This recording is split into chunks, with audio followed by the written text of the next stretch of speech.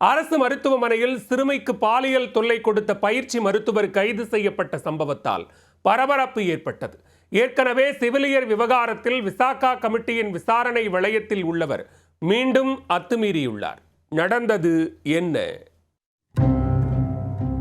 தமிழ்நாட்டில் மிகவும் பழமையான மருத்துவமனைகளில் ஒன்று தஞ்சையில் உள்ள மருத்துவக் கல்லூரி மருத்துவமனை.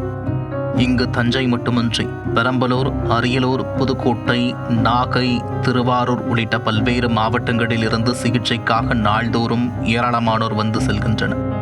இதனால் இந்த மருத்துவமனை எப்போதும் பரபரப்பாக காணப்படும். இந்நிலையில் தஞ்சை மாவட்டத்தைச் சேர்ந்த இளைஞர் ஒருவர் சிகிச்சை பெற்று வந்துள்ளார். அவருக்கு துணையாக 15 வயது தங்கை மருத்துவமனையில் தங்கி கவனித்துக் கொண்டுள்ளார். மருத்துவமனையில் சேலம் மாவட்டம் தலைவாசல் பகுதியைச் சேர்ந்த கோபிநாத் என்பவர் பயிற்சி மருத்துவராக பணியாற்றி வந்துள்ளார். 35 வயதான இவர் மருத்துவமனையில் அனுமதிக்கப்பட்டுள்ள சகோதரனுக்கு உறுதுணையாக இருக்கும் சிறுமியிடம் சில்மிஷம் செய்ததாக கூறப்படுகிறது. தொடர்ந்து அந்த சிறுமியிடம் பயிற்சி மருத்துவர் பாலியல் தொல்லை கொடுத்துள்ளார். இதனால் பாதிக்கப்பட்ட சிறுமி தஞ்சை அனைத்து மகளிர் காவல்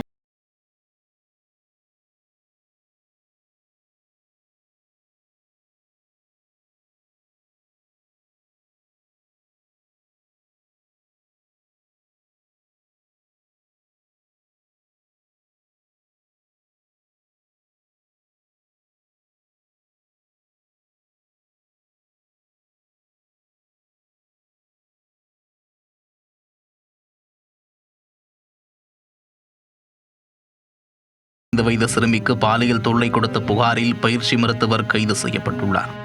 இந்த விவகாரத்தில் போலீசார் உரிய விசாரணை மேற்கொண்டு சம்பந்தப்பட்ட மருத்துவர் மீது கடுமையான நடவடிக்கை எடுக்க வேண்டும் என்று பாதிக்கப்பட்டவர்கள் வலியுறுத்தியுள்ளனர்.